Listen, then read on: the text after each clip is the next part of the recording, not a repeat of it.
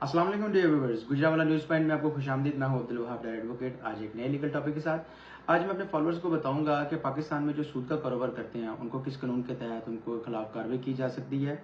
तो पाकिस्तान चूंकि एक इस्लामी मुल्क है और पाकिस्तान में सूद का कारोबार करना जुर्म है, तो जब जो शख्स भी ये पाकिस्तान में सूद का कारोबार करता है उसको under section 345 of the prohibition of private money lending act 2007 के तहत उसके खिलाफ कार्रवाई की जा सकती है, जिसकी सजा 10 साल तक कैद और जुर्माना है। और कोई शख्स भी इसके खिलाफ सूद का कारोबार करने वाले के खिलाफ रिपोर्ट दर्ज करा सकता है पुलिस स्टेशन में कि हमारे एरिया में ये जो शख्स है ये सूद का कारोबार कर रहा है, तो उसके खिलाफ कानूनी कार्रवाई की जाए। तो डियर व्यूअर्स, मेरी हमेशा से ये कोशिश रही है कि आपको जो कानून है वो आसान वर्डिंग में आपकी तरफ पहुँचाया जाए।